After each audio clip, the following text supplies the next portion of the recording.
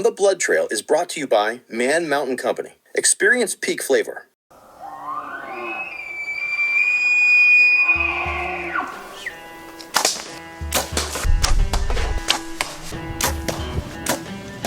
Oh, freaking smoked them.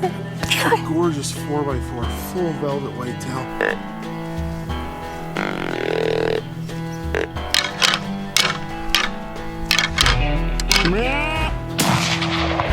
Nothing.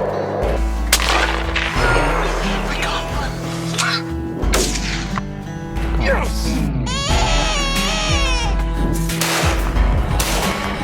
That is awesome. What a rush. That was crazy, man. How do you like that? Hey, how do you like that? Today I am joined by Ed Tetley. Ed, how are you doing? I'm very well, thank you. How about you? I'm doing pretty good. We've had this one on the books for a little while, and your schedule and my schedule just haven't lined up. But here we are. I've been following you on Instagram for quite a while. I heard your stories on Alberta Wildlife Stories, and probably to this day, one of my favorite podcasts that I've listened to from him. And you and I kind of hit it off, and we've chatted hunting now for the last, I don't even know what it's been, probably over a year. Yeah, man, year and a half now. And finally, here we are, sitting down, having a conversation for everybody else to listen to. And yeah, I'm excited. It's great to actually do this. We have chatted way late into the evening sometimes too, you know, and yes, yeah, we've shared a lot of different stories, and it's going to be good to let other people hear what we talk about too. Yeah, absolutely.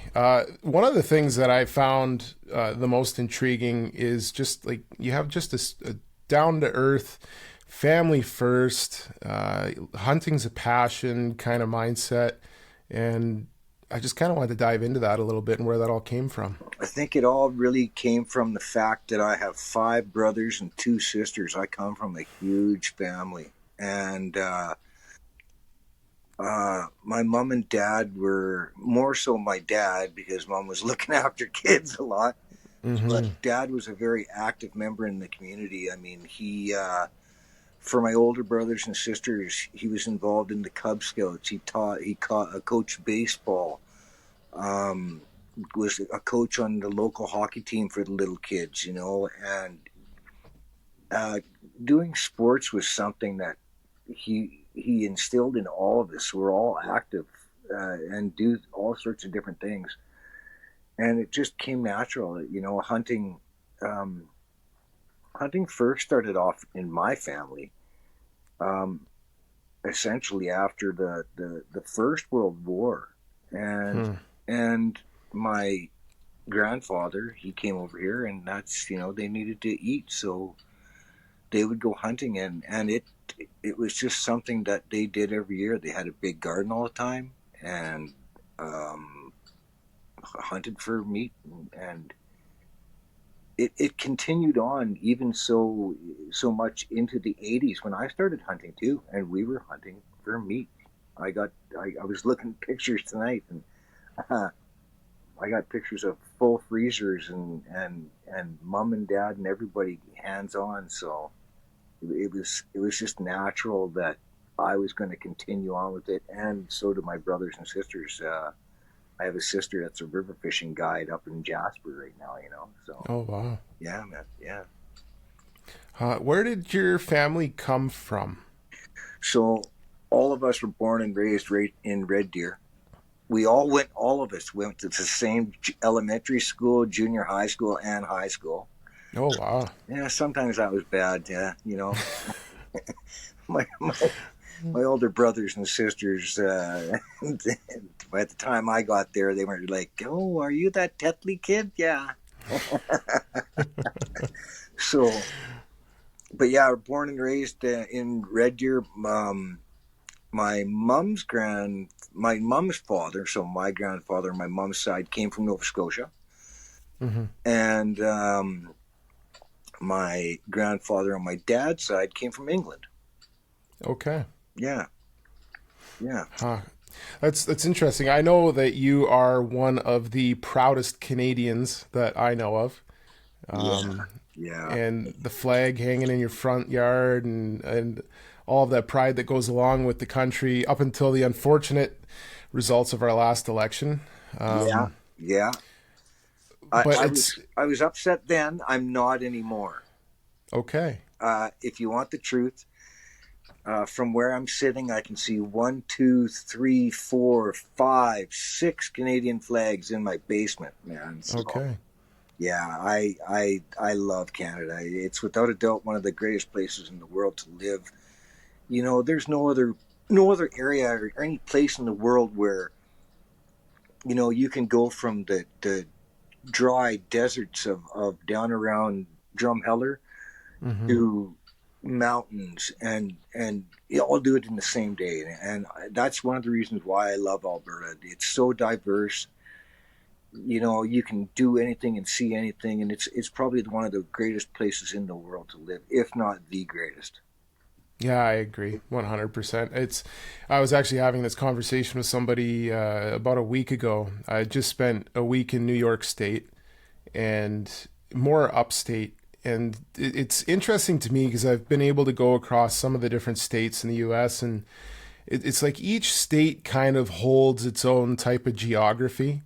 But Absolutely. then you come to Alberta and you go up north, you got the boreal forest, you go out east, you get some of those rolling hills, and then you start to go south into the prairie, and then you go out west and you're straight into the mountains, and it's just you get everything all in one package, and it's Yeah, pretty special. yeah, yeah, yeah. You get incredible weather. I mean, just this week it was so hot that I ended up in the Yes. sun. I had my shirt open a little bit, got a sunburn on my chest, and I was only out for an hour, maybe two, and you get right down to minus 50 degrees.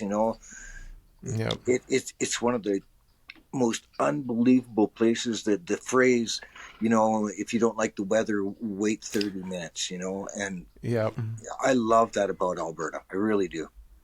Yeah, it's really neat and a very unique thing to have. For sure, man. So we were talking about how you grew up in Alberta, you've been hunting in Alberta. This year, Alberta decided to make what I think is the most drastic amount of changes to the regulations that I've ever seen. Oh, you and I both, yeah. Right? You've been hunting for 40, how many 42 years? years in a row I've held an Alberta hunting license. So this will be 43 coming up. Yeah, man. Wow. So you would have seen a lot of changes, even more than myself. Is there any of them, like I got the list printed off in front of me, but is there any of them that really stood out to you? Well, with these ones, uh, in general, I like them. I don't like them all, but in general, I Hmm. like them because it appears as though the majority of the rule changes are to entice youth or younger hunters Yeah. and promote hunting. And that is, I mean, it's fantastic. That is absolutely fantastic. Do I agree with some of the rules? Absolutely not. I Hmm. think that some of the rules could lead to some bad things happening. Hmm. Hurt animals, things like that. So yeah, some of them aren't that great. Well, I'll list off a couple here that I think you're referring to. Sure. This one, and I put out a poll on this a while ago, and I wish I would have it with me right now so I could say the results. But the minimum draw weight for bow hunting has been reduced to 35 pounds. See, I feel like this is a loaded one. I know in the United States, there's a lot of states where 35 pounds is already the minimum. And we're going from what was 40 pounds. Yeah. And I just feel like in those states where it's 35 pounds, that the deer are considerably smaller body size. Yeah. Oh, yeah. It takes a little bit more than 35 pounds, in my opinion, to be effective on an elk or a moose or a big bear, or even some of our whitetails or mule deer. I totally agree. I totally agree. There, For guys like you and I, we we don't just pick up a bow and go out, or pick up a rifle and go out. We dive right in. We learn about kinetic energy. We learn about delivered foot pounds of force, and we really dig deep into it. And if you do that, you can quickly see that dropping that minimum draw weight could be very, very detrimental. Yes. Like you say, you know, we get big animals, and I mean really big animals. A 300-pound deer is not out of the question. Yeah. And if you don't have the skill level, if you don't have the practice, if you don't have the guidance too, that's something that's really important. You're going to make a mistake that could very easily end up just wounding the animal. And that's not what we want at all. We want to deliver a quick and ethical kill. Yes. And I really think that lowering the draw weight maybe should have come with some added caveats for why and how and when that draw weight could be used. I agree. I think that the reason there isn't is because that is extremely hard to manage and Yeah, monitor within its own right. yeah, I shoot 30-inch draw with a maxed out 70-pound bow, which is usually in that 70 to 74-pound range. I've wounded animals. You hunt long enough, you wound animals. It's just the way that it is. If you haven't, you either haven't hunted long enough or you're a liar. absolutely, absolutely. And that's with a 70-pound setup. To me, I look at some of the situations where I've been effective in killing an animal where I was like, I don't think if I was like 40 pounds, it would have done what it did with my own setup. So that's where I get really hesitant about the 35-pound draw. I know that guys argue that technology in the bows today is so far superior to what it was. And I understand that, but 35 pounds is still 35 pounds. And this is where I actually have a little bit of experience with that. I have just recently, as you know, taken up archery and bow hunting again after a 27-year layoff. Okay, Yeah. 27 years ago, I had an old bare bow round wheel cams. I was younger then. I had it set at 74 pounds. I got it written down here. I had it set at 74 pounds. I was looking through photo albums and looking at different stuff. As I said, 74 pounds. And back then, it was only like a 10% let off. Like I say, I was younger and in a lot better shape. The best I could get out of that was 235 feet per second. Wow. Yes, technology has gotten better, but you're not going to achieve the kinetic energy that I think is needed to ethically harvest an animal. I think they missed the boat on that one. I really, really do. 40 pounds was a, even 40 pounds was a very low bar setting. I agree. And to drop it even more, wow. I'm shocked. I really am. That was a shocking one.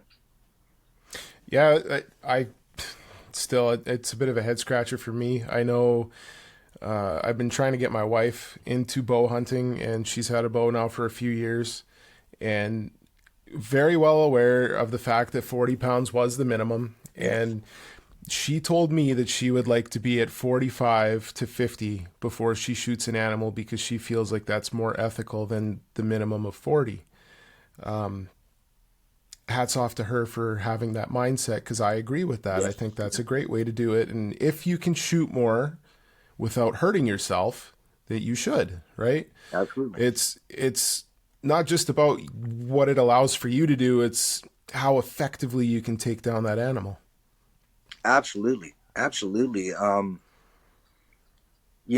We've all seen it. We've all seen the videos. If not, it's happened to you where you've released that arrow and you've watched that deer duck, and you know, Mm-hmm. like you say, you're shooting 70 pounds. That arrow's moving, Yes.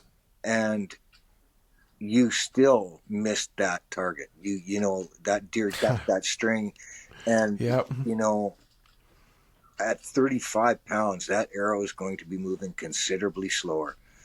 Oh yeah. And you've also, if you hunt long enough, you'll also hit a rib going in, or he'll take a step, or she'll take a step, whichever animal you're harvesting, and you'll hit a shoulder blade. And you know what? At 35 pounds, you cannot tell me that arrow, whether it is a fixed blade broadhead or a mechanical, you Mm-hmm. cannot tell me that it is going to pierce fur, meat, and then bone to get to the vitals. I just cannot see it happening. No, I agree, and I also think that now I'm kind of on the fence about the whole mechanical broadhead thing. I use mechanicals because I found some that I really like. I've had some terrible experiences with them, but I think that at 35 pounds, you should not be using a mechanical broadhead, but there's going to be those people that don't know any better, and they're going to throw a 2-inch rage on the end of that arrow, and they're going to go out there and they're going to hurt some Yeah, deer. yeah, they are, man. You and I talked about this. I mean, that's the thing. That's where the due diligence comes in.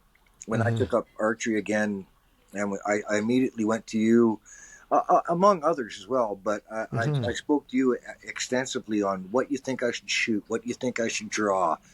Of course, I dug back into the archives to look at what I was using back then and things like Mm-hmm. that. And yeah, you are absolutely 100% right. I don't know if a mechanical broadhead at 35 pounds could even open up. I really don't. I can't remember what the percentage is, but there's a stat out there of how much of the energy is removed from that arrow upon impact on a mechanical. And no matter what weight you shoot, it's actually pretty alarming. Wow, man. Well, you know what? This is where things like this come in. Just give me a second. Look at this, because I got a page here. Okay. Okay. So, with an arrow of 514 grains and a velocity of 235 feet per second and a draw weight of 75 pounds, okay? Mm-hmm. Now, you are then delivered foot pounds of energy is somewhere in the 84th percentile, okay? So that allows you to shoot what they call big game with heavy tackle, okay? So that's pretty much any animal in North America. However, your question was how much loss? It is a total of 6 foot-pounds of energy for every 10 yards. Wow. And I got it written down right here. And I know that's true because I actually had a physicist from the U of A help me figure out all this stuff. And this was me going in depth into what I wanted to shoot and how I needed to do things, right? And Mm-hmm. yeah, I went to a physicist. We crunched some numbers, and that's what we came up with. And yeah, that's a huge loss of energy. And if you try to do that at 40 yards, wow, and 40 yards isn't much. No, it's not. 40 yards is. Okay, so I shot actually this deer right here Okay. was 38 or 39 yards, Yeah. slightly quartering towards me. He was with another buck. The buck saw us in the tree, but this one had no idea. He was watching the other deer. Yeah. When I shot, he ducked considerably, and because he was slightly quartering to, my arrow caught a rib on the way in. It looked on camera, I have it all videoed, like a perfect double lung shot. That deer ran 100 yards, and when we found him, the arrow had hit that rib, went through the back of the first lung, and then out through the liver. Yeah. Right. And that's, like I said, like my arrows are shooting, I think it's about 294 to 296 feet per second. Wow. And at 40 yards, he moved that much to make that much of a difference in the impact of my shot. Yeah, yeah. So with an archer using a bow that is a 35-pound draw, that that is not going to happen. It's No, not it's not. at all. And No. like I say, I think you're going to have a lot of people with wounded animals, and you're. I mean that's going to put a black mark and a blemish on hunters. It really is, because Yeah. I can see it now. The pictures of an animal wandering around with an arrow sticking out of it. They already have that every year. Yeah, and for the most part, guys are shooting big draw weight too. Yeah. And you've seen the accidents of an animal where he's turned its head and it's caught him somewhere in the wrong spot. And yeah, this is definitely. I really don't understand what their mindset was when they thought that one up. Other rules, great, but that one was that they dropped the ball on that one. That's for sure. And the other thing that we aren't even really focusing on is the human error aspect of it, right? Like just the mechanical error alone is enough to make you go, I'm not quite sure. Oh, absolutely. I mean, we use rangefinders. We practice extensively. And I hate to say it, but the average guy doesn't. They'll go grab a bow, go out, they'll toss 30 arrows. I'm awesome. And they'll go out and attempt to bow hunt, and you know what? They'll get lucky. They'll have that animal step out in front of them, and they won't be able to judge distance. They haven't practiced enough, and that is just a recipe for disaster. Yep, I know. It's funny, actually. Every year I go into a bow shop and they'll tell me the stories about how they get the guys that come in and it's August 20th and the season's in 5 days, and they buy their first bow and they're like, I'm going elk hunting in 5 days. And the guy at the bow shop's like, well, I'm going to make some money on this sale, but like, probably not a great idea, guy. Yeah, I was just talking with you a couple of nights ago, and I told you my goal for this month is 1,000 arrows. That's a lot. That's a lot of arrows. But you know what? That means that when I roll into that elk camp, I've got the practice, I've got the confidence, I've got the muscle memory made up, Absolutely. And I should be able to perform an ethical kill. Yep. That's the goal. Yeah. And the other thing too, I just found out for myself, and I mean, this is something that everybody hates to say, but they need to do it. My goal was to draw 70 pounds. I'm getting older. I have a really bad back. I tried to draw a bow the other day that was 70 pounds, and I could not do it. So the first thing that came into my mind was, okay, I need to restrict the distance that I am going to decide to hunt at. I am not going to hunt at animals that are 50 yards, 60 yards, 70 yards. I'm going to hold myself to 40 yards. And people don't do that. They need to do it. They need to be honest with themselves. And you know what? If they are, they'll be way happier, because that when they do get that animal, it's going to be that quick harvest, that ethical kill, and it'll work out perfectly for them. Absolutely. And I also think that above and beyond just having your own limitations as far as how far you want to shoot at an animal, it's also important to practice a lot further than that. Oh, yeah. Like I practice out as far as I can get sometimes. I've got videos on my Instagram page. I shot at a hay bale at 146 or 147 yards. Yeah, that was really cool. And I would never shoot at a deer or an elk or anything at that distance, right?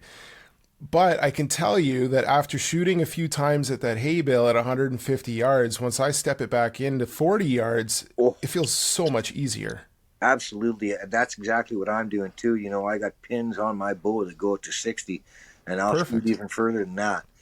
But like you said, when you go back to that 40, it's like, ooh, yeah, I'm dialed in today. All right. Yeah.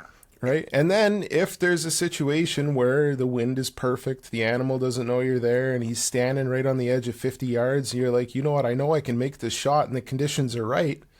Then you Well, can make that shot. that's right, and that's where that 1,000 arrow count comes in, brother. Yeah. This conversation that we're having now, in 3 weeks from now, when I'm at 600 arrows down the downrange, I might have a different conversation with you. I mean, but Yeah. that is all dependent on practice, skill level. Mm-hmm. Your ethics of, can I make that shot? And you know it's true. You really got to talk, and you really got to put things in perspective. You want to do things right, so do it right. Don't lie to yourself. Yeah. No, absolutely. I'm going to come back to the archery thing in a minute. Yeah. But on the other side of the coin, they changed the regulations on minimum caliber size for rifles. And you can now use a 22 caliber rifle so long as it is a centerfire cartridge Yeah. on any legal big game in Alberta. So moose, elk, deer, bears, 223, 22 250, 22 Creedmoor, anything along those lines is now fair game, and I have the same problem with it as the 35-pound draw weight. I am exactly there as well. Look, the 223 or 556, whatever you want to call it, it was created at the time of war. Okay, and this is a terrible thing. War is a terrible thing. But in war, killing a person outright is actually not a desirable effect. Mm-hmm. If you can wound a person instead, not only will you put psychological fear into them as the person is yelling and screaming, but it will require multiple people to help that person off the battlefield. Mm-hmm. So by wounding a person with a smaller caliber, then you have achieved the possibility, at least, of using up 4 or 5 people on that battlefield. That is why the 223 or the 556 came into effect. That goes for the same, as far as I'm concerned, with animals. A deer is roughly a man-sized animal. And tougher. You're going to now use a caliber that was designed to wound. Mm-hmm. That's the wrong thinking, in my opinion. Yeah, I agree. Like, don't get me wrong; it's highly effective on coyotes and other small game. I know Saskatchewan, you're allowed to use a 223 for hunting. Like I look at it, and so here's my thing. Okay, so further along down this change list or list of changes to the regulations, 10-year-olds can go hunting now. That's fantastic. And I have a 7-year-old, and I told him, I was like, hey, when you're 10, you can go hunting now. He's over the moon. He talks to me about it almost every day now. He cannot wait. That's fantastic. As a father, looking at my little 7-year-old boy, I'm like, well, maybe I'll try and get him something that's more accommodating with recoil, because you don't want something that's too big that's going to scare them. You don't want something borderline with a muzzle brake that's too loud that's going to scare them. Yeah, yeah. And so then you're kind of weighing out, or at least I am, do I buy something that's a 223 so he can hunt deer with it? I know that I can tell him, hey, this is not big enough for an elk. Yeah. But how many people won't say that? And then, like we were saying before, you're wounding big animals. Yeah, yeah. Okay, so here's my thoughts on that. I remember the minimum wage. The minimum age used to be 14 years old. It changed to 12 actually the year I started hunting. I know, but we're going back in time here to my day, brother. So I remember, as a young man, watching my dad and my older brothers go off to deer camp and to moose camp and whatnot, and looking at the big 30 caliber rifles, the 30-06s and the 300 Win Mags, and the, and you you had to man up. You had to realize that this was a big game rifle. This was a this was going to have recoil. Yeah. So you started out with that 22 just like everybody else in the world did, and you worked your way up to a 410 and then maybe a 20 gauge, and Mm-hmm. and I'm still a believer in that. I think that is the right way to go. Technology being the way it is, here's one. Technology being the way it is, a lot of the rifles nowadays, like you touched on there, they have muzzle brakes, they have Mm-hmm. much, much better stocks made and things like that. So recoil can be mitigated considerably compared to what it was 40 years ago. So Absolutely. I don't see a problem with using bigger calibers. Yes, there's recoil, but if you wanna play with the big guys, you got to put up with it a little bit. Mm-hmm. I passed my son, and anybody that knows me knows that I'm not a real big guy. My son is he's the same height as me, but he's even smaller in stature than me. Mm-hmm. Um, I passed him a 30-06 when he was 9 years old, and he used to lay down prone on the ground. And when he fired it, he actually his whole body moved back. I can imagine. Yeah.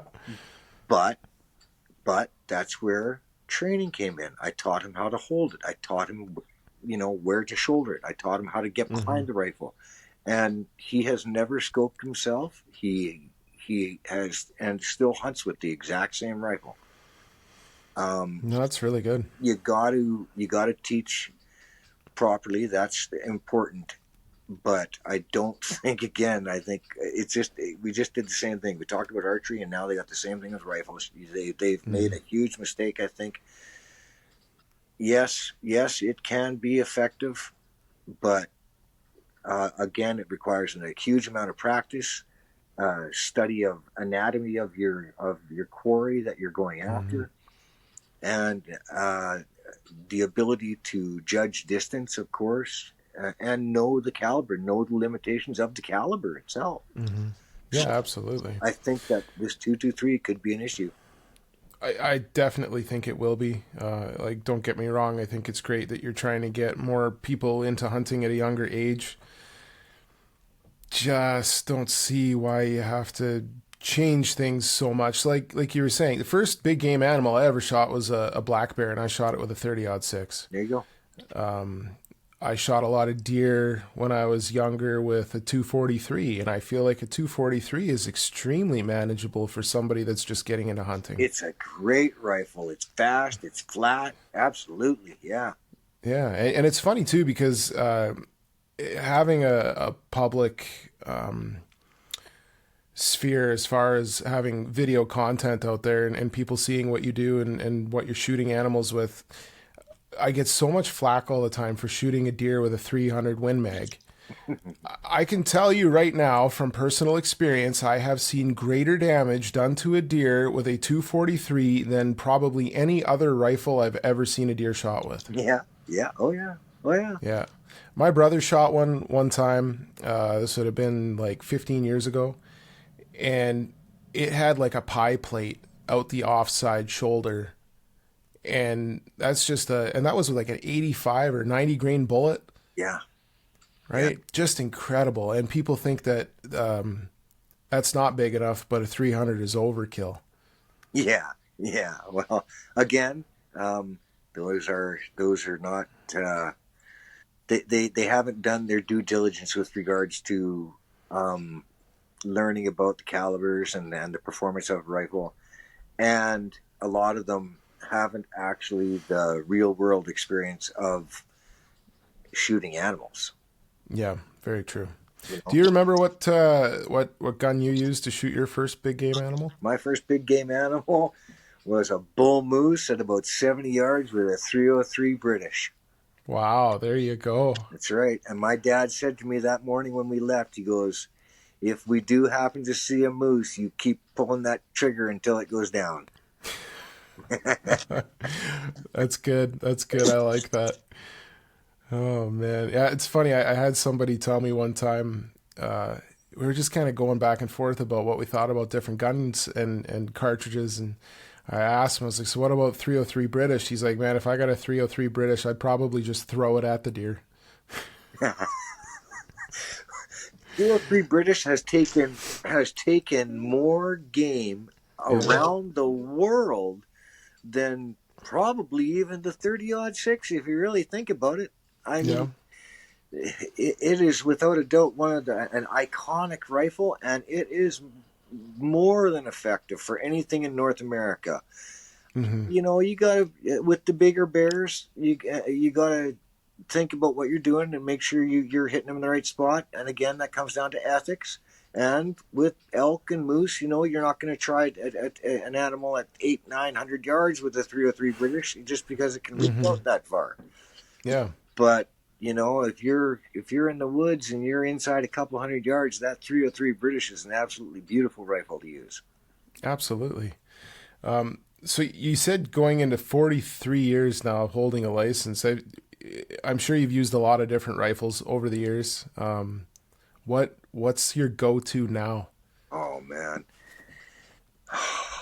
Well, I'm very privileged. I have 3 go-to rifles, and when I say 3 go-to rifles, I have literally been on my way out to the truck and turned around and walked back and grabbed a different one. It all depends on what I'm doing.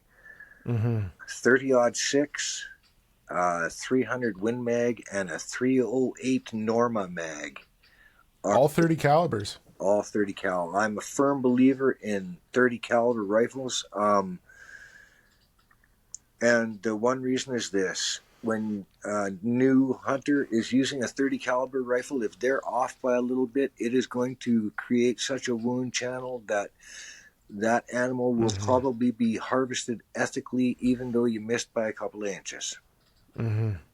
So that is why I use 30 calibers. The smallest rifle that anyone in my family uses is my daughter, and she uses a 308, a standard 308 Winchester. Other than that we use my favorite, if you really want the truth, my favorite is that 300 Win Mag. I have a Weatherby 300 Win Mag, and it is an absolutely beautiful rifle. I have been told and gotten flack just like you for using too big a rifle on deer, but it makes tracking very, very easy. So no, I agree. I have a 300 Win Mag as well, and I really like it. Yeah. Usually you shoot a deer, and if it runs, it's like 30 yards tops. Yeah. Right? Most of the time it does the old sit down, fall over, and it was the easiest tracking job you've ever had. Yeah. My last moose actually was a 300 Win Mag, and I hit him twice, but he didn't go more than 4 steps. That's perfect. That's the way you want it. Yeah. And those Weatherbys, they're nice rifles. Oh man, well, and that's one of the reasons why I gave Patrick, my son, his at 9 years old. I bought him a Weatherby 30-06 at 9 years old, and it was funny. He was so little that when he went hunting with my sister Linda, his aunt, she carried the rifle because it was too heavy for him to carry. But he shot it. He was the one shooting it, though. It was pretty unique, you know. He started with that 30-06 Weatherby when he was 9 years old, and it absolutely shoots like a Cadillac. That's probably one of the reasons why I like it. Yeah, no, that's really important. I want to go back now to the archery thing. Yeah. If you're a flavor fanatic, you need this seasoning in your life. Get ready for a taste explosion. Meet the Peak Blend from Man Mountain Company. This isn't just any seasoning. It's the ultimate flavor booster for every dish. Imagine your beef, pork, chicken, or fish bursting with incredible taste. But wait, there's more. Peak Blend is perfect for veggies, eggs, popcorn, fries, and even wild game. It's like having a magic wand in your kitchen. Whether you're grilling, smoking, or just whipping up a quick meal, Peak Blend turns ordinary into extraordinary. Think about it. Every bite, an adventure in flavor. So why settle for bland when you can have the best? Head over to manmountainco.com and order your Peak Blend today. Your taste buds will thank you. Remember, with Peak Blend, every meal is a masterpiece. Don't miss out. Get yours now. You said a 27-year break from archery. Yeah. I remember when you and I kind of connected, and I had mentioned something to you about how getting out for archery was a great way to get extra time in for hunting elk because you had really wanted to get after elk. And you told me that you used to do it, but there wasn't something you were going to get back into. And then flash forward here, you're getting back into it. And I'm just kind of curious, like, what was the deciding factor to make you be like, yeah, all right, let's give it another shot? You know, a lot of it would have had to been through encouragement through you and from you. Oh, okay. About lengthening the season. Yeah. But on top of everything else, it is such a wildly intense sport. You have to get so close. Mm-hmm. It requires a lot of practice. I do a lot of hunting by myself as it is. Yeah. And I thought to myself, yeah, it's time that I'm going to do it all over again. I was lucky enough to purchase a bow at a reasonable price, and I think I'm going to do it all over again, and I'm going to see if I can actually get an elk with a bow. I know, so I've been trying to get an elk for 43 years.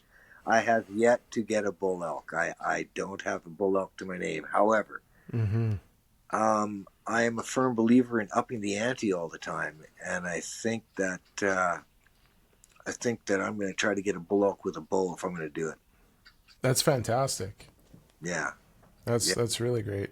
The trail cameras are out, and I'm practicing as much as I possibly can. So I'm confident. I truly am confident.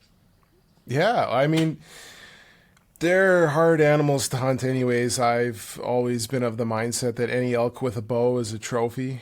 I've been hunting for nowhere near as long as you, but I'll be going into year 19, I believe. Yeah, 20 years right I on. know. Hey, yeah, I'm aging myself, and it's driving me nuts because I'm like, I don't want to feel like I'm getting older. But so many memories accumulated over those 19 years, and out of all of the hunting memories I've had, I've only ever shot 2 elk with a bow, and both of them were within the last 5 years.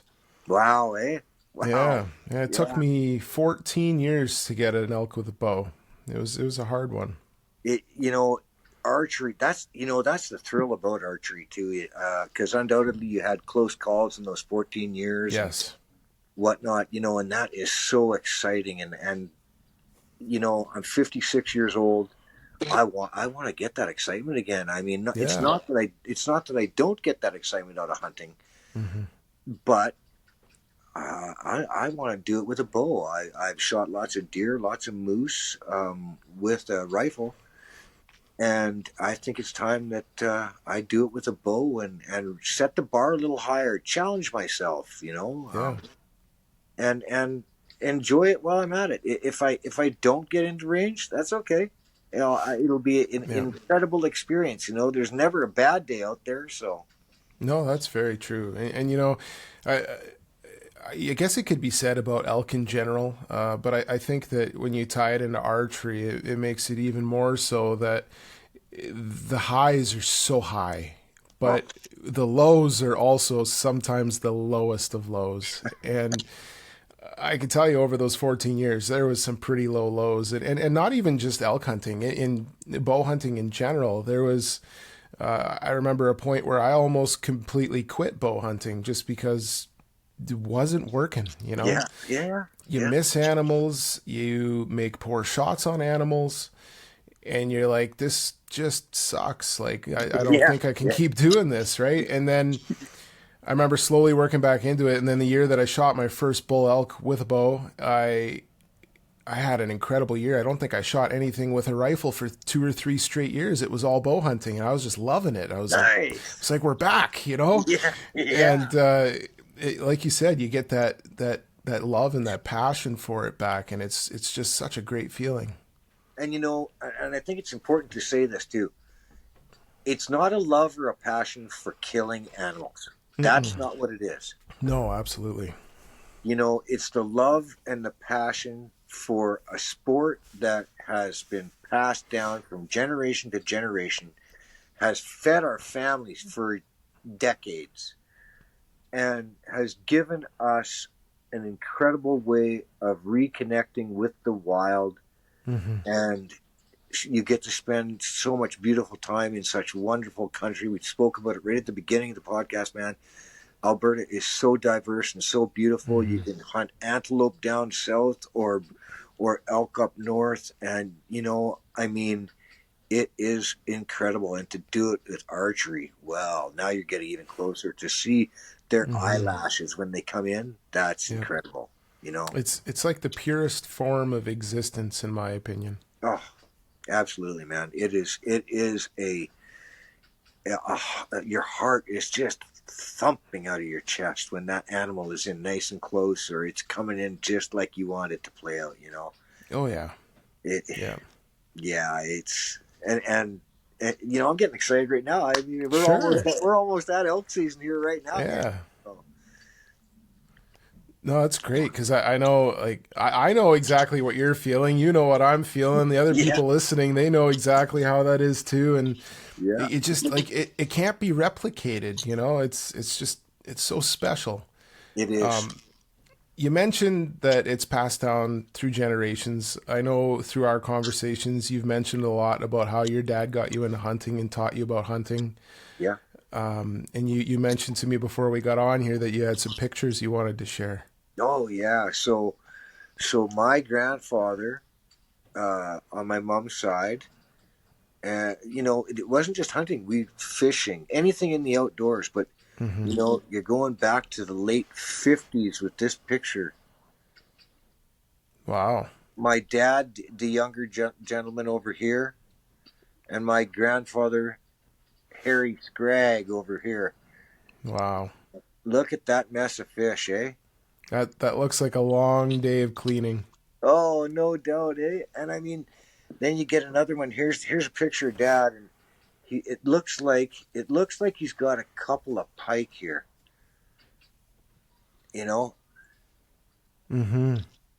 Old pictures. And I mean, I have albums here that are beside the table here that are probably 2 feet deep, and going right back. So this is a picture. Let me see if I can see it here properly. There you go. So here's a picture of my dad with a bull moose, and I'm so grateful that my dad did this, and I've started to do it too. It says here, this is a moose shot just a few miles west of Prairie Creek Ranger Station by Stan Tetley on the first day of hunting at 9:30 a.m. October 1963. Man, doesn't that set the scene? Isn't that cool? I like that, yeah. Isn't that cool? That's very cool. And I have 4 or 5 hunting albums full of those. And I shamefully, I haven't done it recently. I probably have 300 or 400 photos that I should myself be putting into my own photo albums. I do have many photo albums of myself and my children out hunting. But I need to do more. I want to do this one more time. And that's me 27 years ago with a mule buck that I got with a bow. That's great. Look at that, hey? Yeah. Isn't that crazy? So is that the same bow that you mentioned the specs from before? It is, yeah. That's an old bear bow. It was a bow that I bought at a pawn shop. Okay. I paid $50 for it back then. I bought it at a pawn shop. I paid a gentleman to put new strings on it, so I wanted and test the limbs to make sure, because they were wooden limbs. Oh wow! So I got him to test them, make sure everything was okay, and he said the bow was safe and usable. I picked up the bow in January of that year, and I practiced religiously until September, and that September I got that buck deer. Wow. Got it at 40 yards. Yeah, it was, and therein lies the excitement of it. There were Mm-hmm. 12 does with that buck, and the lead doe was probably no more than 8 yards away from me, and she busted me. She had me dead to rights. She made a vocalization, Okay. and that buck turned and started leaving the field, and I Huh. got him as he was leaving. Yeah. You know, Wow. and she was so close, you could see her eyelashes. She was looking at me, and it was so incredible to have all those deer so close. And That's a lot of eyeballs to fool. oh man, I was so lucky, but therein lies, it's dad. All I can say is my dad helped me out so much. I mean, when I first started hunting, ATVs weren't around. To have a Mm-hmm. 4-wheel drive truck was a luxury. We did Yeah. a lot of hunting on foot, and we're going back old school. Wear moccasins in the winter so that you know what you're stepping on, so you can be more quiet. And we learn to walk quietly. We learn to not move. Watch our scent. Watch the wind. Play the Mm-hmm. wind. And I still do it today. And I have taught all the kids the same thing. And we go out and we play the wind, and we're just lucky enough sometimes to have it happen properly for us. Yeah. Like you and I have talked about, you do a lot of still hunting, right? Yeah, Like you said, just walking around playing the wind. yeah. And you also told me that you've never hunted out of a tree stand. No, I've never hunted out of a tree stand. That's crazy to me. See, like, I remember being a young kid and I'm following my dad around, and every 2 steps he'd turn around and be like, shush, stop walking so noisy, like be quiet. Yeah, Step in my yeah, steps. Stop stepping on branches. All these things. yeah, We've all heard yeah, it, right? yeah. And then so as we started to get older, we did a little more tree stand hunting, and I do a lot of tree stand hunting now, just because I think it gives you an incredible advantage. But after talking with you so much, I'm like, man, maybe Ed's got it figured out, because he just walks right up to bedded bucks all the time. I do, man. For the last 3 years in a row, I've walked up and cracked a buck, a 5-point buck. As a matter of fact, this one here, right above me up here, Yeah, he was in bed with his girlfriend at like 40 yards, and I walked up and got him with a rifle. that's crazy. I had my daughter Rebecca with me. So there's two of us walking up behind him. Wow. Um, I actually sat in my very first tree stand on Canada Day. Okay. I went out to a friend's place, and Yeah. I climbed up the ladder and got up in there, and I mean, yeah, it's cool, but you know what? Uh, I don't know, man. I like walking around and seeing Yeah. what's around, and if you're quiet, it takes a lot. It takes a lot of patience. You gotta slow down. You gotta relax, and that's another thing. I love getting out and doing it, because you gotta slow down. You Yeah. gotta, and that gives you time to breathe in and breathe deep, and reconnect, and let things run through your head, or clear your head, whichever you want to do. Mm-hmm. And it's so nice to get out there and just move slowly through the trees and watch them come alive. To watch the forest come alive in the morning, and yourself, you've Mm-hmm. had it where you're sitting in a tree stand or out there, but to walk through that forest as it opens up in the morning and the sun starts trickling through all the tree branches, man, Mm-hmm. that is so exhilarating. And for me, it's like, well, what's around the next corner? Absolutely.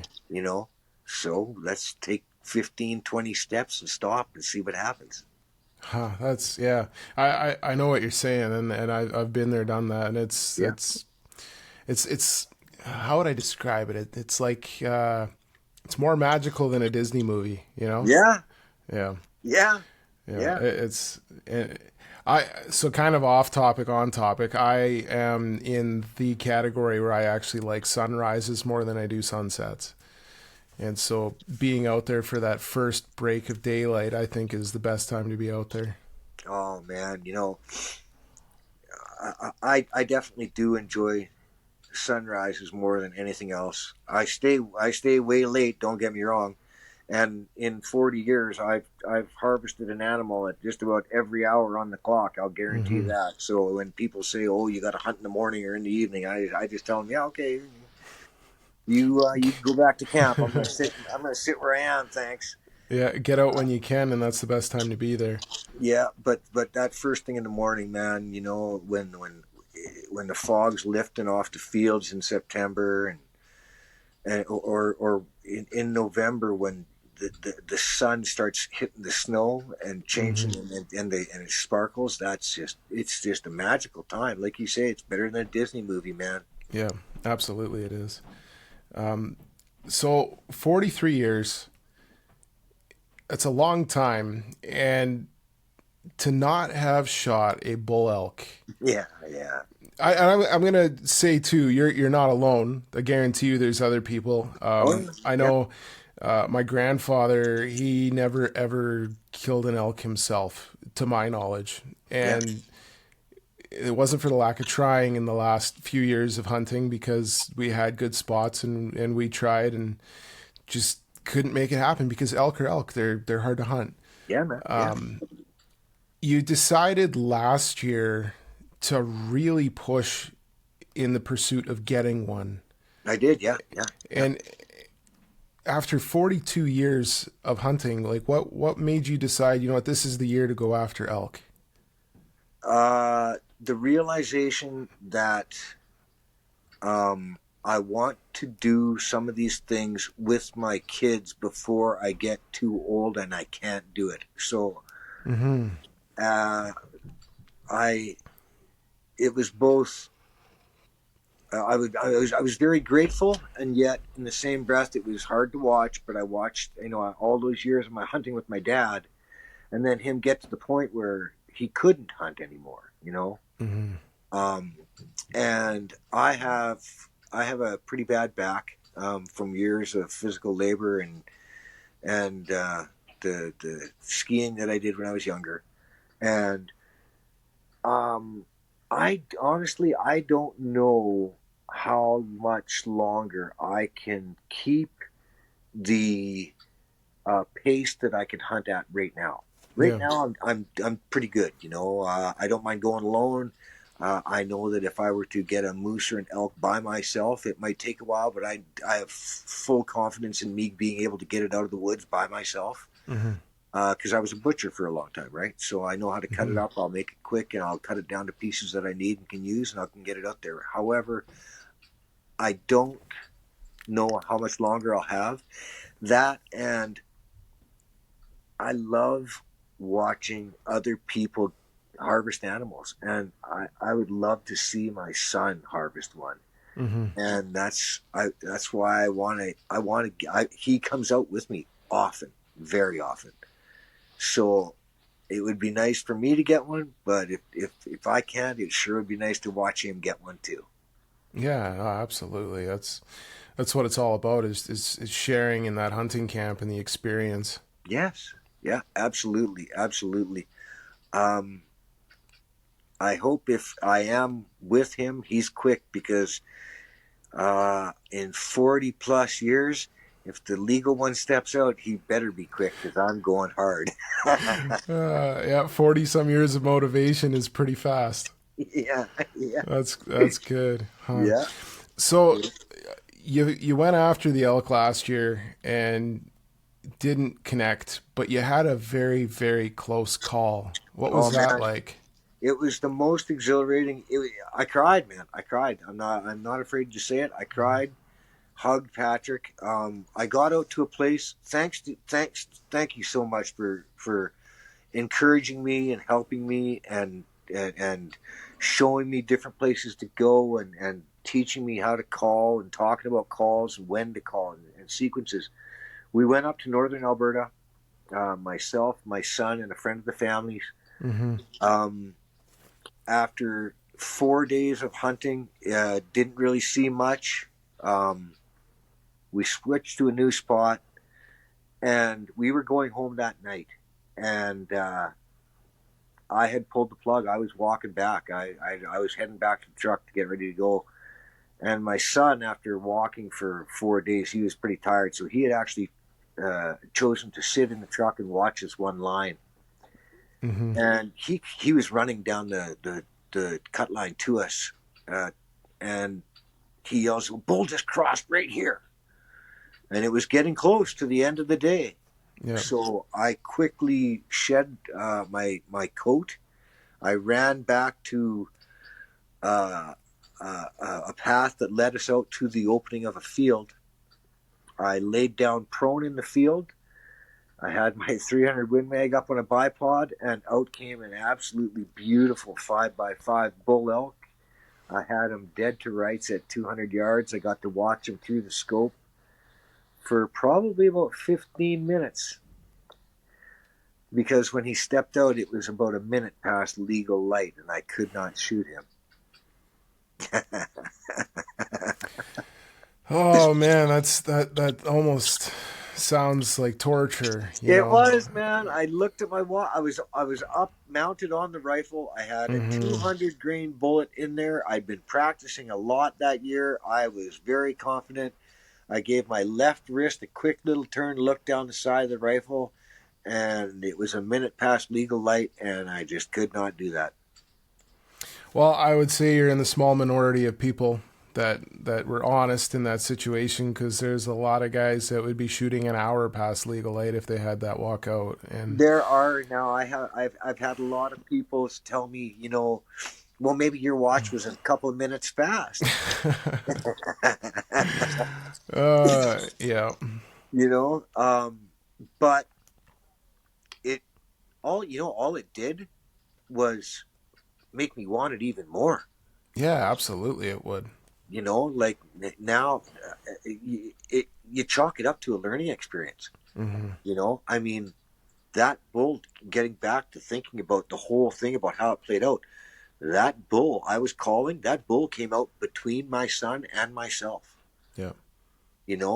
That's incredible. The help that you showed me, the tips and tricks that you were helping me with, and among others. Mm-hmm. Daryl Dahl came over here. He was calling up in the kitchen. Had my dogs going absolutely insane, man. The dogs were losing it. He was helping me. Jeff Dorward, he came over to my house. We sat down here in the basement for hours, learning how to call and practice calls and trying different stuff and learning sequences. You guys have all done so much to help me, man. It is just incredible. And to have that experience, to have that bull come out there like that, man, it was incredible. It just, like I say, it just puts the fire underneath me even more. And that's why I decided, okay, if I'm gonna do it, let's do it with a bow. Yeah. Let's go one step further. I was gonna ask you too. Like, you had a great support group of people helping you, and I know you and I talked a lot about different techniques, different areas, and kind of geography to look for when it came to how to find elk and where to go after all of them, and then how to once you found them. Yeah. And then after having those experiences, like you said, like, what was your biggest takeaway from the elk season and your elk hunting as a whole last season? Oh, I would have to say that the biggest takeaway would be, well, I would actually have to say there'd be two. Number one is learn calls and learn to be quiet. That's really important. And then the second one would be prepared to do a lot of walking. And I think it's really important that you be physically fit and listen. You've got to listen to what's going on around you. Yeah. They're although they're that big, they are quiet. Extremely when they want to be. Yeah, they're like a church mouse, man. Like, holy cow. And that bull elk that came out there, I never heard him. He went right past me inside probably 100 yards. And I never heard him. That was a big 5x5 bull elk. I don't know how he ran it through those trees without me hearing him. I don't have a clue. And I mean, I've been hunting a long time. I've heard animals many times walking around the forest. That bull was within 100 yards of me, and he walked past me, and I never heard a thing. Yeah, it's amazing. And then other times they come through and it sounds like a Mack truck, you know? Yeah, yeah, oh yeah, Yeah. yeah. I've had bull moose do that. Thought I was gonna get run over by a freight train. There, you get smashed in trees and the whole bit, and you're thinking, "Oh, this is Yeah. getting bad." Yeah, yeah, but no, the be quiet, be prepared to put a lot of miles on your feet, and learn your calls, practice your calls. Hmm.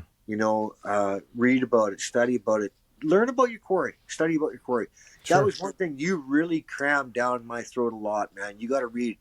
Ed, go do this. Ed, go do that. Read this, read that. Practice your calls, and you kept. I thank you a lot for the encouragement. Of course. Pride.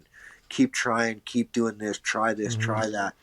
Because all of it is learning, and it was so valuable, man. I'm going into this season, and it's a totally different beast. I've got a lot of experience in my back pocket. I already know how to be quiet. I've been hunting for a long time. Yeah.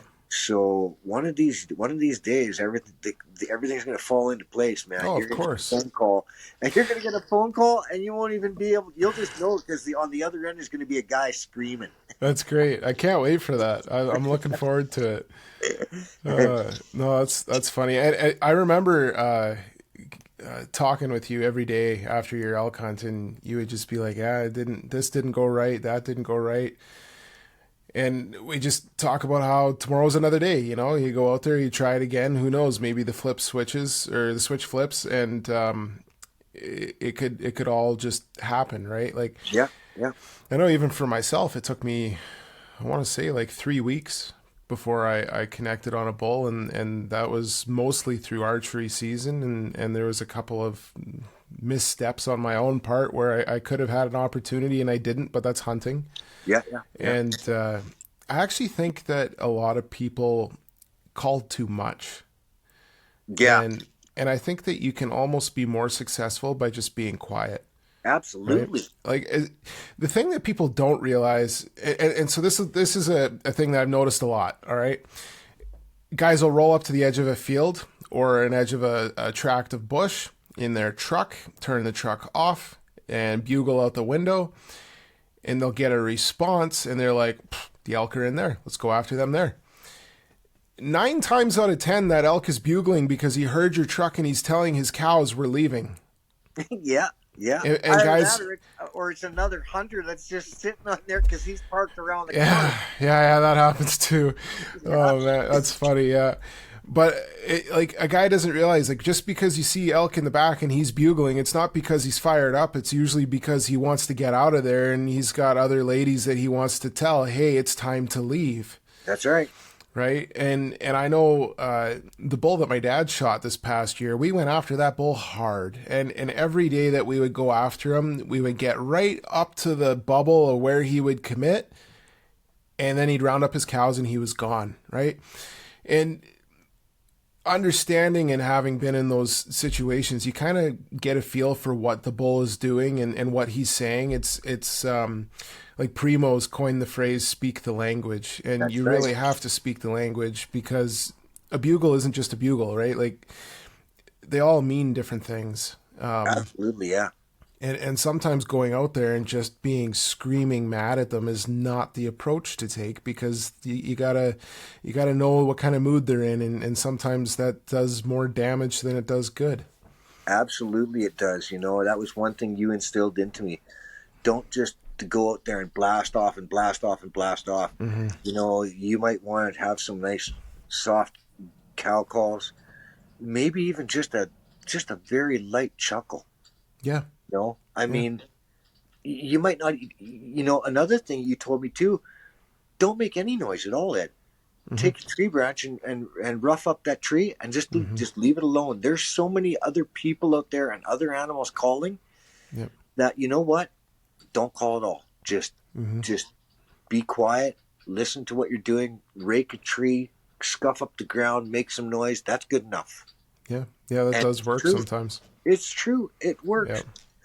But you got to do your due diligence. Read your books, watch your movies, watch your DVDs, talk to your friends, talk to people that have done this. Yeah. even the people that are doing it wrong, at least now you're learning what not to do. Yeah, exactly, right. That's the other thing too. People don't realize about hunters and hunting is just because you went out and you didn't get something doesn't mean that it was a waste of time, No, right? Like those trips are more valuable sometimes than the ones where you're successful. absolutely they are. I mean, Yeah. knowledge is key, and every time you go into the woods and go after an elk, a deer, whatever it is, moose, it's all learning. You're learning tremendously. You're learning new area. You're learning different day times. You're learning different temperatures. You're practicing different calls. You're everything about it is a learning experience, Mm-hmm. and it's the accumulation of everything that you have learned and luck. Yeah. And when those two come together, man, magic happens. Mm-hmm. I saw this this quote last hunting season, and it's one of my favorites. Is that luck is when preparedness and opportunity meet. Amen. Yeah. Right. Yeah. And so you mentioned shooting 1,000 arrows and then putting yourself in a position where you can hopefully get a chance, right? That's the preparedness and the opportunity. Just need for that animal to walk by and you're ready for it. That's right, man. And I got the trail cameras out there right now, brother. That's awesome. Yeah. I was going to say, on the topic of calling, a couple things that I've learned, like when I talk about not making any noise. I remember this would have been probably 8-10 years ago. We were going after this herd, and they dumped off this valley edge into this real deep, nasty jungle. And we went down after them, but we couldn't keep up. And so we kind of got to a point where it was like, let's just sit back and see if we can call something in. And it wasn't working. And then, so we just sat there for a while. And we started to get up and leave. And just the noise of us walking around and brushing by a couple of bushes and stepping on some leaves, this satellite bull walked right into range.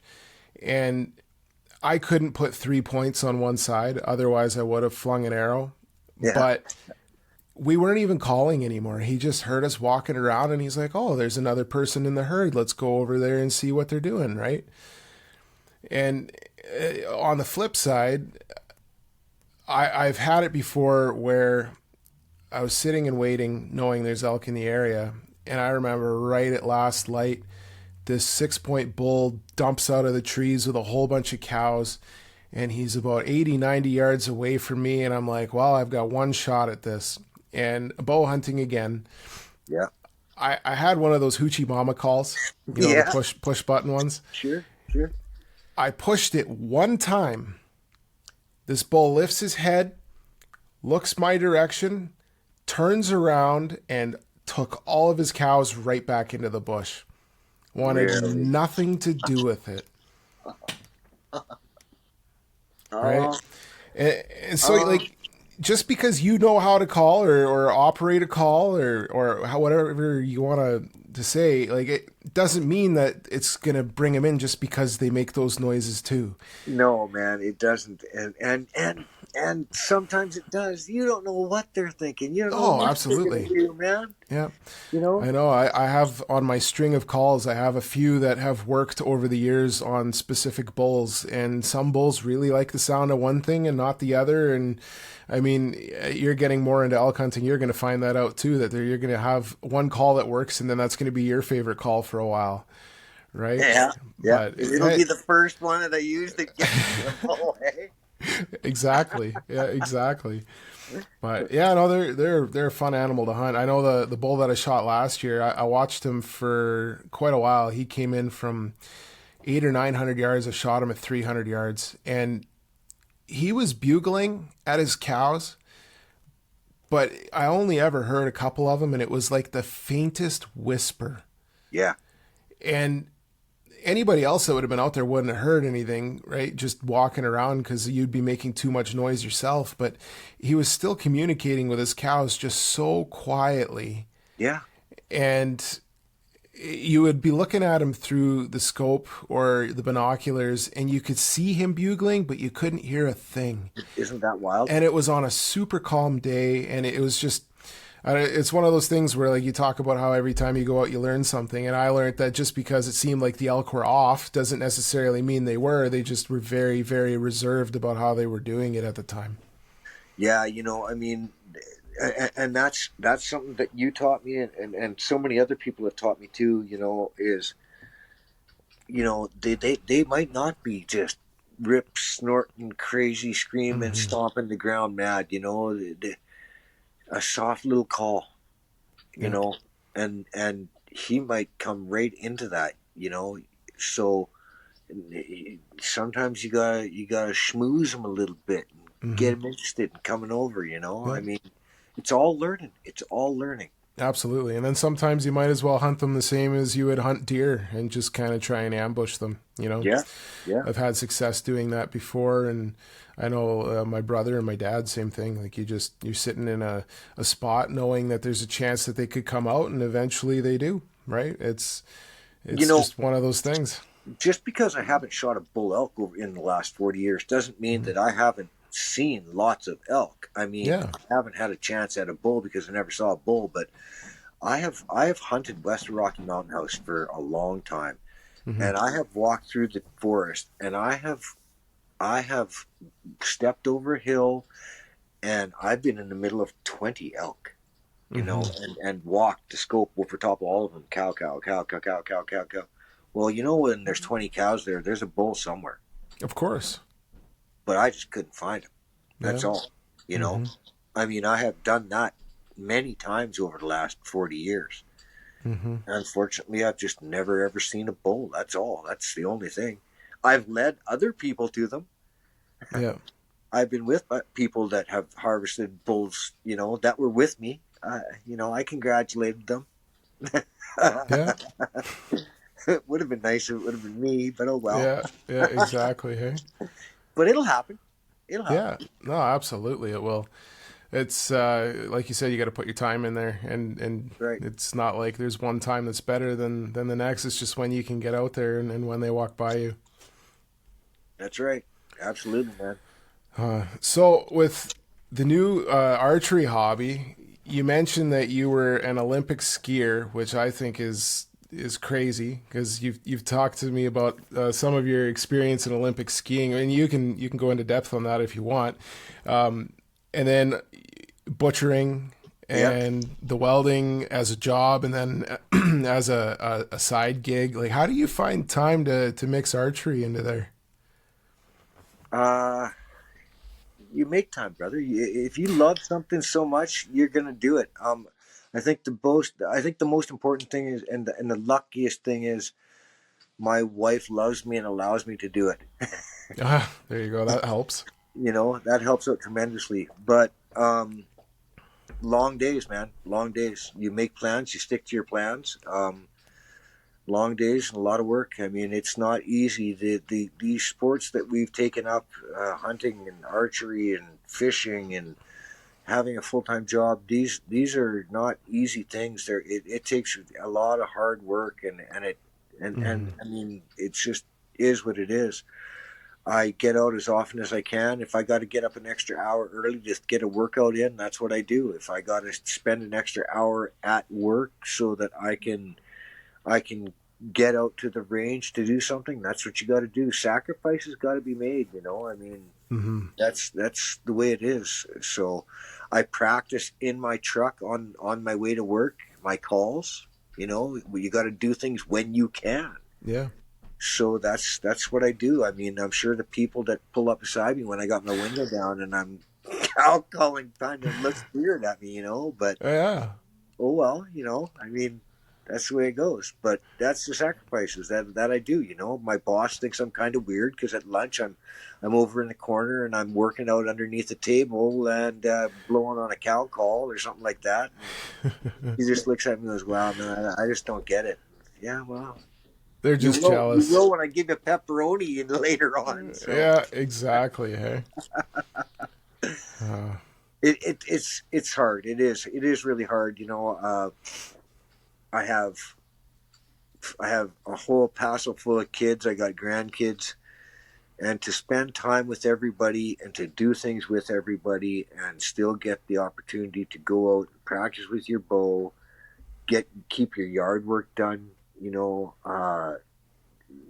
Ranchers, man, think of how hard they got. Yeah.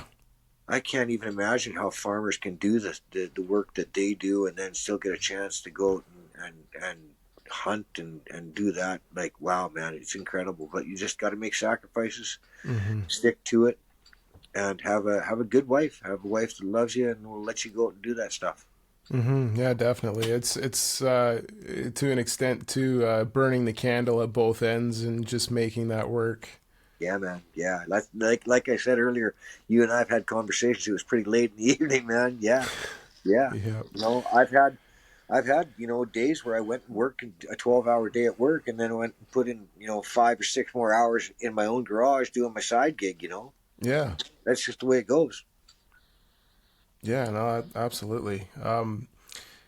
Outside of going after elk this year, is there an animal or a hunt that you're looking forward to? Yeah, man, big time. I've been waiting a long time. So, although I really want an elk, I have a good opportunity this year where I might be drawn for bull moose.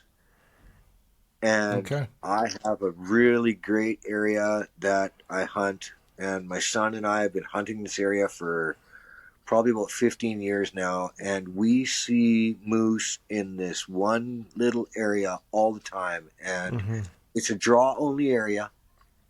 I'm hoping that I get drawn this year. If I do get drawn this year, I can't believe I'm going to say this. I'm going to pull all my cameras that I got out for elk out of there, and I'm going to go narrow down that moose because I know that moose is in this one little area. Okay. And we see him all the time. And I shouldn't say we see him. There's probably about 7 of them. There's 3 bulls. There's 3 bulls and 4 cows. Yeah. And we see them in this one little area all the time. I'll pull my cameras out. I will pin him down. I will figure out where he is and what he's doing, and I will put myself in range with that bow, and I'm going to get a moose this year if I don't get the elk. Well, that's exciting. That would be an awesome time. We can usually walk in. Like when I walk in, I can usually get within about 40 yards of him with the rifle. Oh wow! There you go. But like it's draw only, so yeah, I'm really excited. I think I have a good opportunity to get it, but he's got to be close. Yeah, I'm shooting mechanicals, man. Yeah, what broadheads did you settle on? Well, I decided I'd go back in time. I'm going to go back to the exact same broadhead that I used 27 years ago. Okay, and that's the NAP Spitfire. Oh yeah. Yeah, it's a 3-blade, 2-inch cutting diameter. Yeah. No O-rings. When I hit that mule deer 27 years ago, the blood trail was absolutely epic. I bet it was. I did not have any problems following blood out of that deer at all. But like I say, I got to be careful. I got to make sure that I'm close. So if I can get within 40 yards of that bull moose, he's got a pretty big vital area. So I'm hoping that I should be able to, if I don't like what I see on the cam for elk, and I do get drawn for bull moose, yeah, moose is going to be on the menu. That's for sure. No, that's awesome. So do you think that you're if you get the draw for moose, that the elk thing is going to take a real big back burner, or are you still going to try and put time aside for that? Oh no, I'll still go for elk. Okay. But I won't be using cams. I'll just be going out to my areas and where I had the cams, mind you. Yeah. But I'll just be doing it a little bit old school. I won't be doing it with any camera information, and I'll be doing it just old school, looking at where I've got my camera set up. Man, there's an incredible amount of sign. There are definitely some travel corridors that they're using. So it's just a matter of me putting myself in between where they're eating and where they're going to bed, and I'm pretty sure I got it. I'm pretty sure I'm getting it getting it down. Yeah, no, that's good. I was going to ask you too. Most guys, when they get drawn for moose, it's just like the excitement to fill the freezer. You got a couple of nice bucks on the wall behind you. Do you still kind of go after it just as getting meat to fill the freezer, or do you ever get picky about the size of the animal that you're shooting? No, I don't necessarily get picky about size. I love filling my freezer. I was a butcher for a long time and it's fed my family for years. And to be honest, we probably eat on an average of about 4 deer every year. Hmm. All of us hunt. So, yeah, I do. I have, as I've been getting older, I have actually been passing up animals. Drives my son insane. Um, I'll have he is still young. He's only 20 years old or 21 years old. Sorry, Patrick, if I'm wrong. But he's still in that if it's brown, it's down phase. Okay. He loves hunting and he loves the meat. So a Yeah. legal animal is a legal animal. Let's get her going. And I don't Yeah. have any problems with that at all. But there have been times when I've had a couple of animals step out that were legal, maybe a 1 point or 2 point, a spiker, a 2 point or 3 point, and I let them walk. And Hmm. Patrick was not a happy camper when when I told him that I did it. Oh Uh, man.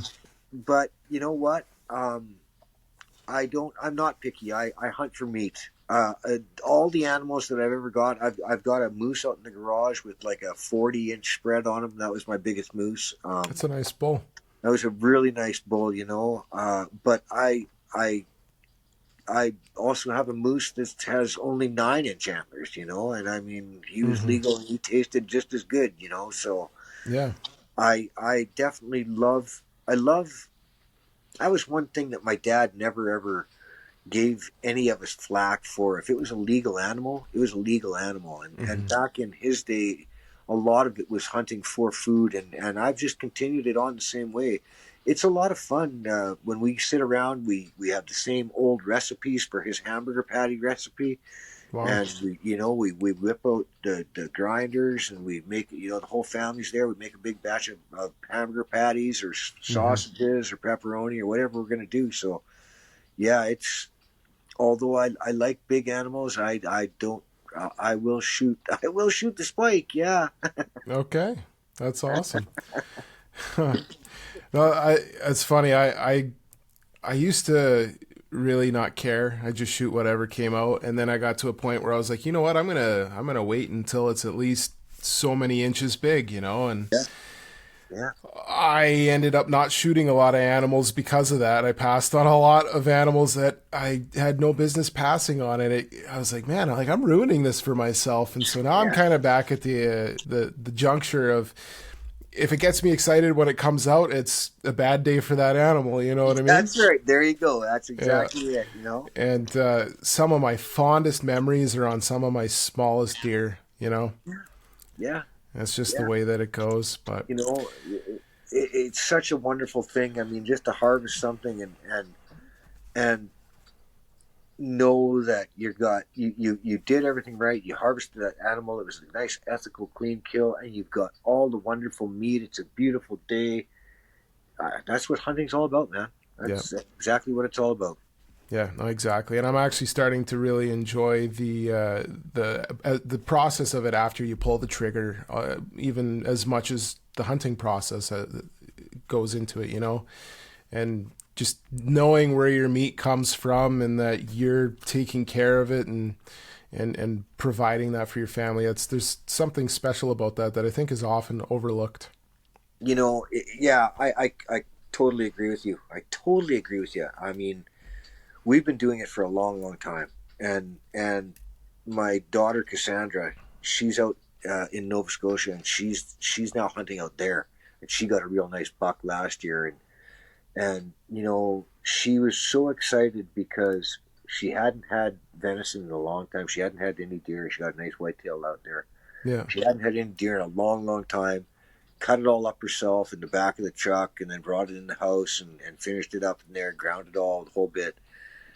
It's so nice to know where your meat came from, Yeah. and you cut it all up yourself, and you know exactly what it is. Mm-hmm. There's no questions about it. You know what it was eating, where it was harvested. That it's definitely satisfying. Yeah, I can't agree more. And the best meat on the planet too. Oh yeah, absolutely. I mean, bar none. No additives, no preservatives, Mm-hmm. no hormones. You know, this it's just the best meat on the planet. Yep, I agree with you wholeheartedly there. Um, we're getting late. I know you got an archery shoot you're going to in the morning. One last question before I let you go. Okay. With all of your experience and your upbringing and how you look at hunting and how much of an impact it has on your life and your family's life, Yes, sir. what does hunting mean to you?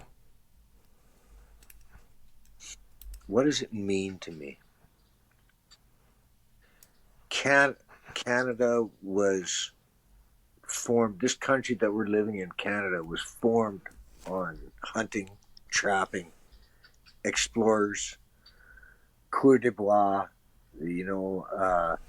Getting out there in the wilderness, hunting, fishing. It is without a doubt. It centers my soul. Mm-hmm. It heals me. It calms me. It it it really does heal me. And it is something that I will do for as long as I can. It's a Mm-hmm. family tradition, but even more so than that, you feel it right down to your core.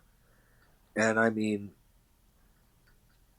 it's so valuable and so important that we need to protect it, and we need to stand together to ensure that there are future generations that can continue to do and have conversations and go hunting just like you and I are doing right now, man.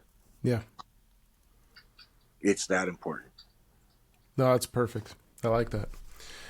That's. I think a lot of people could probably come up with the same explanation, and I know that it means very similar to me as what it does to you. And I another thing that I really like about it is that it brings people like us together, and we get to, like you said, have conversations about it and have that common ground. Like, I don't know you for very long, you haven't known me for very long, and it feels like we've known each other for years and years, just because we have that one thing that we can center around, and that's a very, very important thing.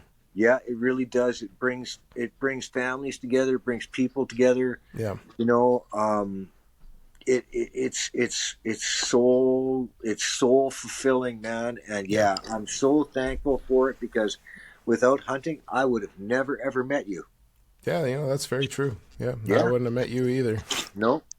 And I mean, now we sparked a friendship that's going to last the rest of our lives, man. We're going to be telling big stories to each other and lying our teeth off all the way through all of them, man. Those animals are going to get bigger and closer. Yep. That's the truth. And I can't wait until we do this again sometime this fall, and we can talk about how your elk hunt went and how your moose hunt went. Yes, man. Yes. I hope I get one of each. Wouldn't that be amazing? Wow. Yeah, that'd be a year of years, wouldn't it? Yeah, well, you know what? I'm due, man. I'm due. Yes, sir. It's been Yes, sir. 40 plus years. I'm due. Yeah, exactly. Well, I know you got a lot of people in your corner cheering for you, Ed, and I'm right up there with them. Awesome, man. Thank you so much for having me on the show, man. And I'm gonna push hard. I know you're gonna push hard. I can't wait to see what you guys get this year. It'll be epic, as it always is, man. So, I love the show, love the podcast, love everything you're doing, man. Keep it up. You've really been inspirational in a lot of ways, and you know what I'm talking about, man. So thank you so much. Keep it up, brother. You're doing fantastic. No, I appreciate that. That means a lot, Ed. And thanks for taking the time to sit down and do this tonight. Thank you very much, man. On the Blood Trail has been brought to you by Man Mountain Company. Experience peak flavor and use code BLOODTRAIL to save on your next order over at manmountainco.com.